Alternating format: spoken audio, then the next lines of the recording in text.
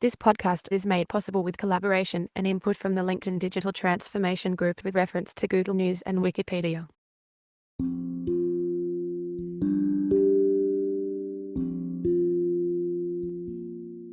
Be a better leader, have a richer life. In my research and coaching work over the past 2 decades, I have met many people who feel unfulfilled, overwhelmed, or stagnant because they are forsaking performance in one or more aspects of their lives. They aren't bringing their leadership abilities to bear in all of life's domains: work, home, community, and self, mind, body, and spirit. Of course, there will always be some tension among the different roles we play. But, contrary to common wisdom, there's no reason to assume that it's a zero-sum game. It makes more sense to pursue excellent performance as a leader in all 4 domains, achieving what I call 4-way wins, not trading off one for another but finding mutual value among them.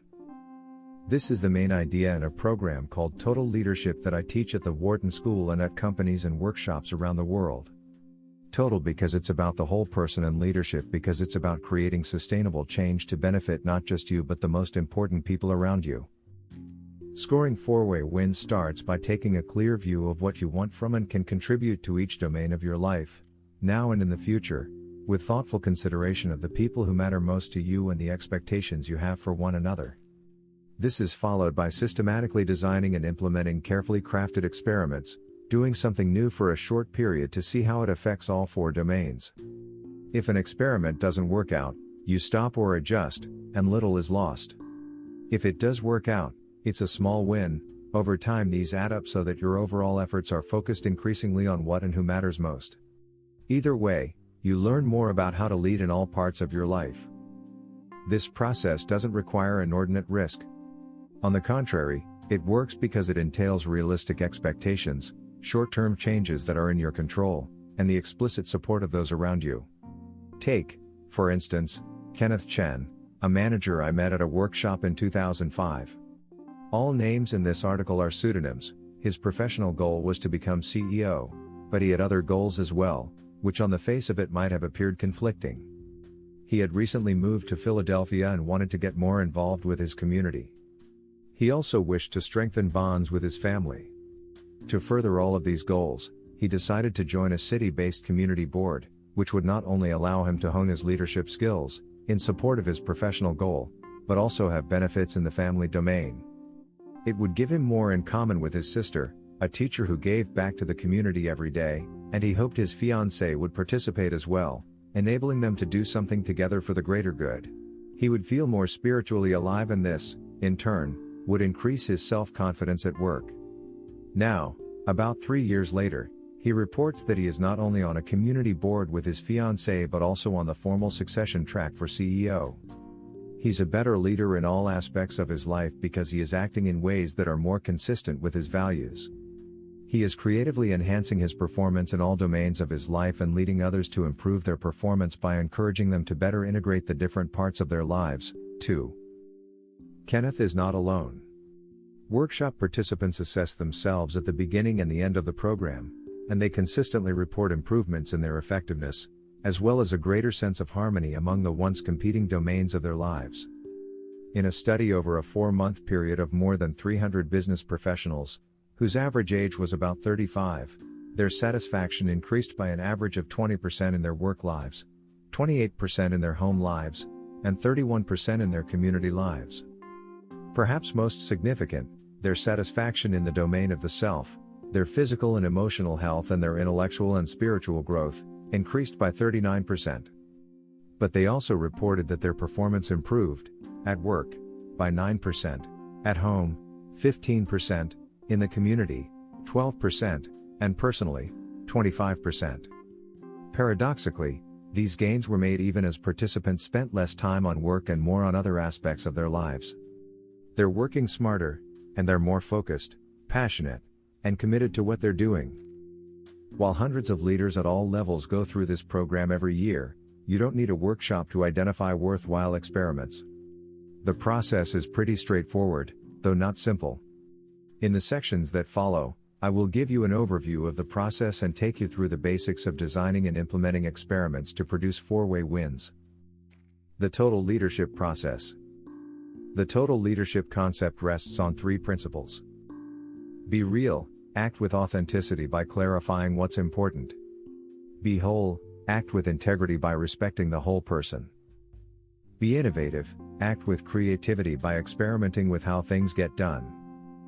You begin the process by thinking, writing, and talking with peer coaches to identify your core values, your leadership vision, and the current alignment of your actions and values, clarifying what's important. Peer coaching is enormously valuable, at this stage and throughout, because an outside perspective provides a sounding board for your ideas, challenges you, gives you a fresh way to see the possibilities for innovation, and helps hold you accountable to your commitments. You then identify the most important people, key stakeholders in all domains, and the performance expectations you have of one another. Then you talk with them. If you're like most participants, you'll be surprised to find that what, and how much, your key stakeholders actually need from you is different from, and less than, what you thought beforehand. These insights create opportunities for you to focus your attention more intelligently, spurring innovative action. Now, with a firmer grounding in what's most important, and a more complete picture of your inner circle, you begin to see new ways of making life better, not just for you but for the people around you. The next step is to design experiments and then try them out during a controlled period of time. The best experiments are changes that your stakeholders wish for as much as, if not more than, you do. Designing experiments.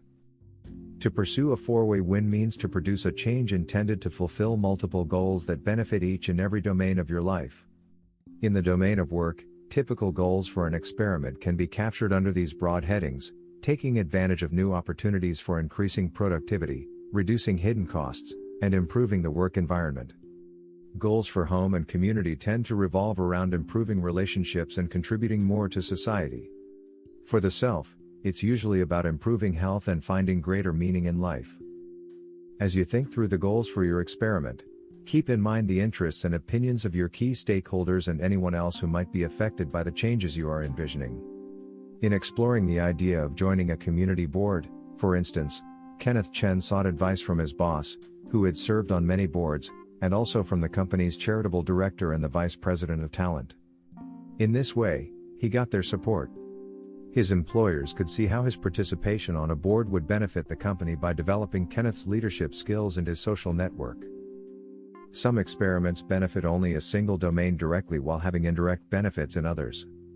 For example, setting aside 3 mornings a week to exercise improves your health directly but may indirectly give you more energy for your work and raise your self-esteem, which in turn might make you a better father and friend. Other activities, such as running a half marathon with your kids to raise funds for a charity sponsored by your company, occur in, and directly benefit, all 4 domains simultaneously. Whether the benefits are direct or indirect, achieving a 4-way win is the goal. That's what makes the changes sustainable. Everyone benefits. The expected gains need not accrue until sometime in the future, so keep in mind that some benefits may not be obvious, far-off career advancements, for instance, or a contact who might ultimately offer valuable connections. Identify possibilities. Open your mind to what's possible and try to think of as many potential experiments as you can, describing in a sentence or 2 what you would do in each. This is a time to let your imagination run free. Don't worry about all the potential obstacles at this point. At first blush, conceiving of experiments that produce benefits for all the different realms may seem a formidable task. After all, if it were easy, people wouldn't be feeling so much tension between work and the rest of their lives. But I've found that most people realize it's not that hard once they approach the challenge systematically. And, like a puzzle, it can be fun, especially if you keep in mind that experiments must fit your particular circumstances. Experiments can and do take myriad forms. But having sifted through hundreds of experiment designs, my research team and I have found that they tend to fall into 9 general types. Use the 9 categories described in the exhibit. How can I design an experiment to improve all domains of my life? To organize your thinking. How can I design an experiment to improve all domains of my life? Our research has revealed that the most successful experiments combine components of 9 general categories. One category of the experiment involves changes in where and when work gets done. One workshop participant, a sales director for a global cement producer, tried working online from his local public library one day a week to free himself from his very long commute.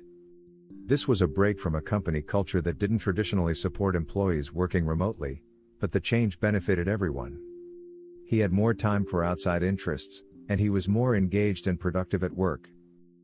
Another category has to do with regular self-reflection. As an example, you might keep a record of your activities, thoughts, and feelings over the course of a month to see how various actions influence your performance and quality of life. Still another category focuses on planning and organizing your time, such as trying out a new technology that coordinates commitments at work with those in the other domains. Conversations about work and the rest of life tend to emphasize segmentation. How do I shut out the office when I am with my family? How can I eliminate distractions and concentrate purely on work? But, in some cases, it might be better to make boundaries between domains more permeable, not thicker. The very technologies that make it hard for us to maintain healthy boundaries among domains also enable us to blend them in ways, unfathomable even a decade ago, that can render us more productive and more fulfilled. These tools give us choices. The challenge we all face is learning how to use them wisely, and smart experiments give you an opportunity to increase your skill in doing so. The main point is to identify possibilities that will work well in your unique situation. All effective experiments require that you question traditional assumptions about how things get done, as the sales director did. It's easier to feel free to do this, and to take innovative action, when you know that your goal is to improve performance in all domains and that you'll be gathering data about the impact of your experiment to determine if indeed it is working, for your key stakeholders and for you. Whatever type you choose, the most useful experiments feel like something of a stretch, not too easy, not too daunting. It might be something quite mundane for someone else, but that doesn't matter. What's critical is that you see it as a moderately difficult challenge. A message from our sponsor, Anchor.fm. If you haven't heard about Anchor, it's the easiest way to make a podcast. Let me tell you here how it works. It's free, you can register free online. Just go to Anchor.fm and register. There's creation tools that allow you to record and edit your podcast right from your phone or desktop computer. That's how easy it is.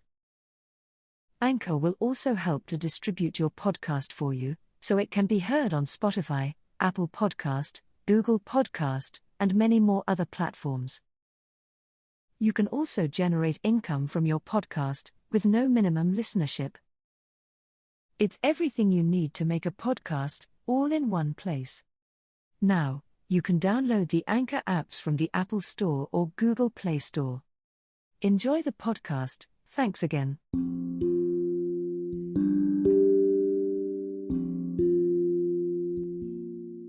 Choose a few, get started, and adapt. Coming up with possibilities is an exercise in unbounded imagination. But when it comes time to take action, it's not practical to try out more than 3 experiments at once. Typically, 2 turn out to be relatively successful and 1 goes haywire, so you will earn some small wins, and learn something useful about leadership, without biting off more than you can chew.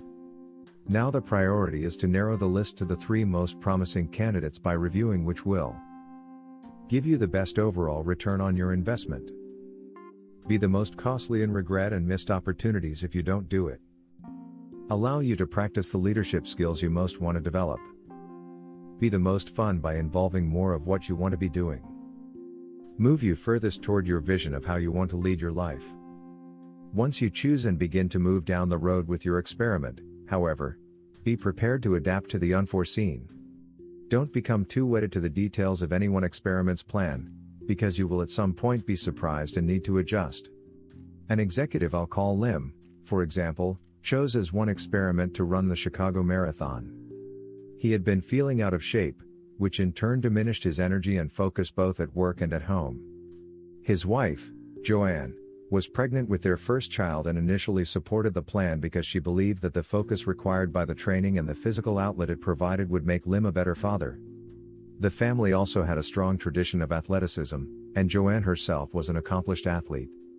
Lim was training with his boss and other colleagues, and all agreed that it would be a healthy endeavor that would improve professional communication, as they thought there would be plenty of time to bond during training.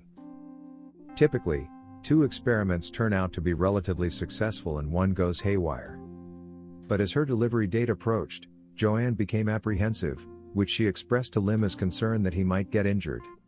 Her real concern, though, was that he was spending so much time on an activity that might drain his energy at a point when the family needed him most. One adjustment that Lim made to reassure Joanne of his commitment to their family was to initiate another experiment in which he took the steps needed to allow him to work at home on Thursday afternoons. He had to set up some new technologies and agreed to send a monthly memo to his boss summarizing what he was accomplishing on those afternoons. He also bought a baby sling, which would allow him to keep his new son with him while at home. In the end, not only were Joanne and their baby on hand to cheer Lim on while he ran the marathon, but she ended up joining him for the second half of the race to give him a boost when she saw his energy flagging. His business unit's numbers improved during the period when he was training and working at home. So did the unit's morale. People began to see the company as more flexible, and they were encouraged to be more creative in how they got their own work done, and word got around. Executives throughout the firm began to come up with their own ideas for ways to pay more attention to other sides of their employees' lives and so build a stronger sense of community at work. The investment in a well-designed experiment almost always pays off because you learn how to lead in new and creative ways in all parts of your life. And if your experiments turn out well, as they usually, but not always, do, it will benefit everyone, you, your business, your family, and your community. Measuring progress. The only way to fail with an experiment is to fail to learn from it, and this makes useful metrics essential. No doubt it's better to achieve the results you are after than to fall short, but hitting targets does not in itself advance you toward becoming the leader you want to be. Failed experiments give you, and those around you, information that helps create better ones in the future. The exhibit "How do I know if my experiment is working?" shows how Kenneth Chen measured his progress.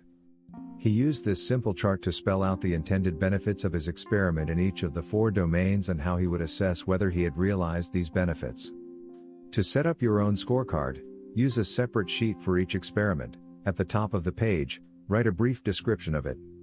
Then record your goals for each domain in the first column. In the middle column, describe your results metrics, how you will measure whether the goals for each domain have been achieved. In the third column, describe your action metrics, the plan for the steps you will take to implement your experiment. As you begin to implement your plan, you may find that your initial indicators are too broad or too vague, so refine your scorecard as you go along to make it more useful for you.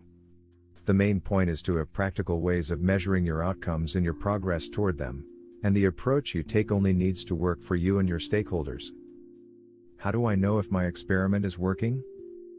Using this tool, an executive I'll call Kenneth Chen systematically set out in detail his various goals. Workshop participants have used all kinds of metrics: cost savings from reduced travel, a number of email misunderstandings averted, degree of satisfaction with family time, hours spent volunteering at a teen center, and so on. Metrics may be objective or subjective, qualitative or quantitative, reported by you or by others, and frequently or intermittently observed. When it comes to frequency, for instance, it helps to consider how long you'll be able to remember what you did. For example, if you were to go on a diet to get healthier, increase energy, and enhance key relationships, food intake would be an important metric. But would you be able to remember what you ate 2 days ago? Small wins for big change. Experiments shouldn't be massive, all-encompassing shifts in the way you live. Highly ambitious designs usually fail because they're too much to handle. The best experiments let you try something new while minimizing the inevitable risks associated with change. When the stakes are smaller, it's easier to overcome the fear of failure that inhibits innovation. You start to see results, and others take note, which both inspires you to go further and builds support from your key stakeholders. Another benefit of the small wins approach to experiments is that it opens doors that would otherwise be closed. You can say to people invested in the decision, "Let's just try this. If it doesn't work, we'll go back to the old way or try something different." By framing an experiment as a trial, you reduce resistance because people are more likely to try something new if they know it's not permanent and if they have control over deciding whether the experiment is working according to their performance expectations. You can say to people, "Let's just try this.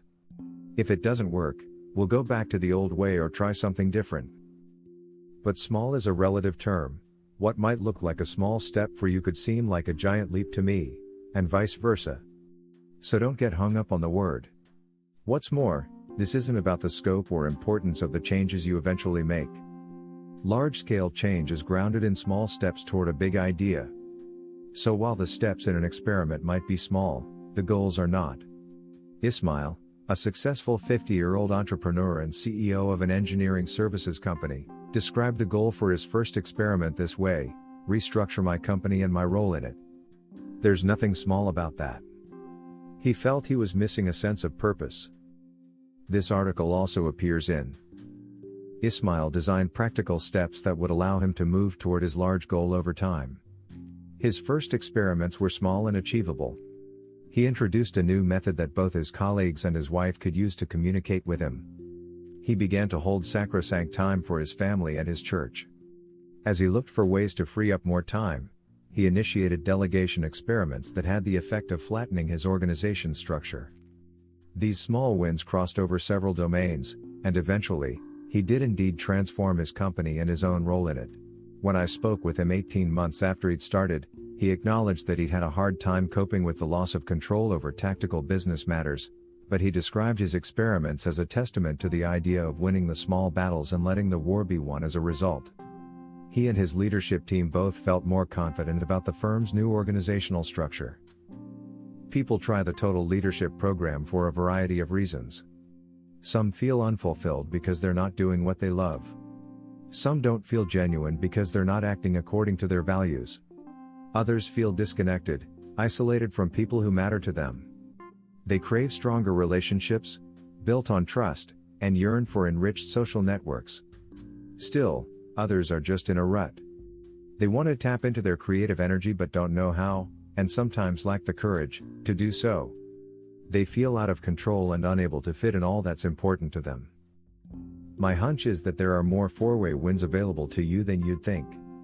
They are there for the taking. You have to know how to look for them and then find the support and zeal to pursue them.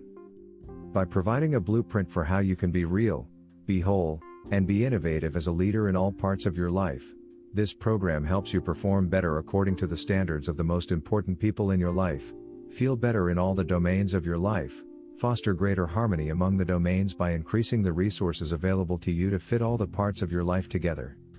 No matter what your career stage or current position, you can be a better leader and have a richer life, if you are ready and willing to rise to the challenge.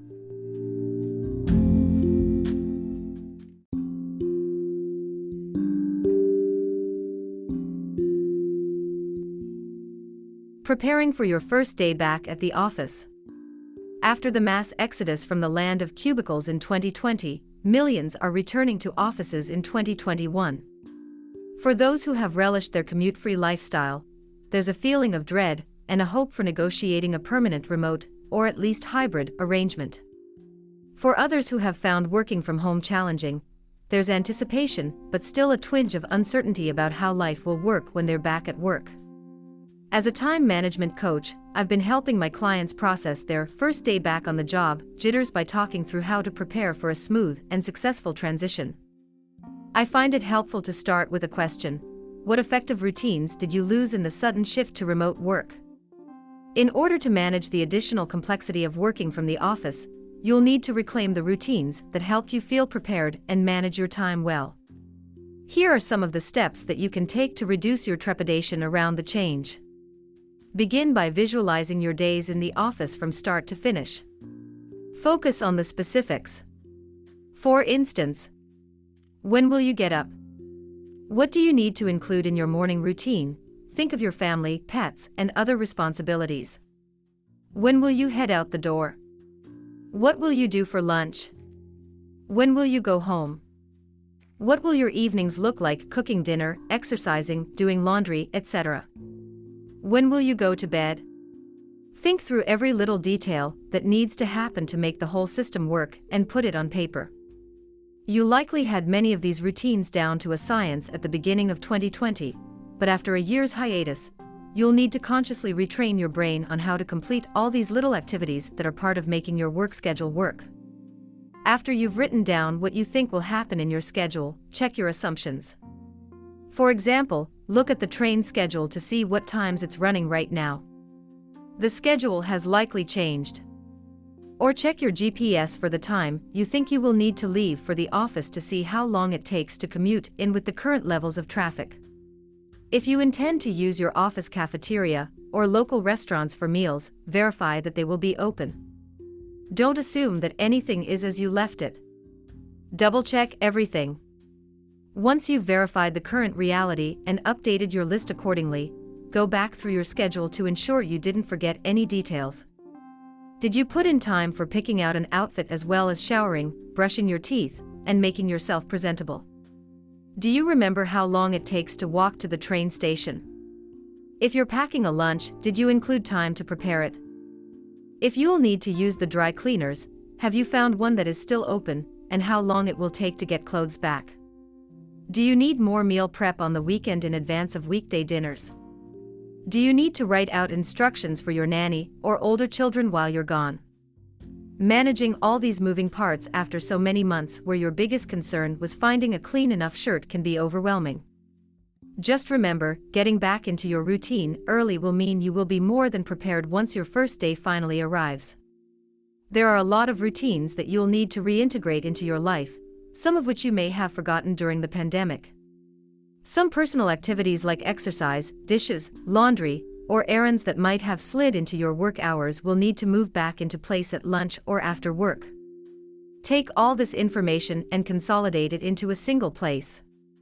Put it in a Word document, make a checklist on your phone, or add recurring reminders to your calendar. Exactly how you document your routines isn't as important as having all of these items in one place. In time, your routines will become natural, and you can likely ditch the list.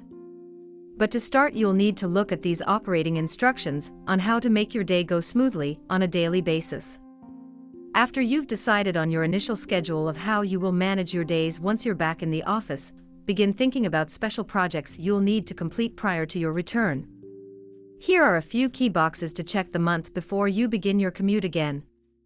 Review your work wardrobe to make sure that you have what you need, it fits, and it's clean. Get an up-to-date parking pass. Meal plan for the first week or two back in the office, and even consider making some freezer meals if you're worried about the evening rush.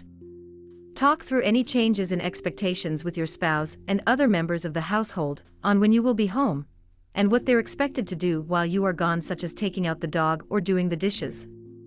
Think about any memberships to places near your office that it might make sense to renew, such as a gym, museum, or club. Start to go to bed earlier. A lot of people shifted into a later sleep schedule, so you'll need to retrain your body to sleep and wake earlier. Going back to the office will be a big shift for many workers. By following these steps, you can avoid unnecessary stress, like waking up on the first day, realizing you can't find your dress shoes, and missing the train because it now leaves 10 minutes earlier.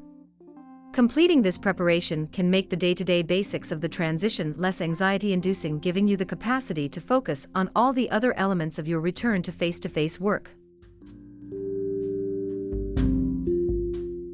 Thank you for listening. If you like this podcast, please subscribe and share it with your friends and colleagues. Please also support us by clicking the support button at our page anchor.fm/Maifors, MAIFORS.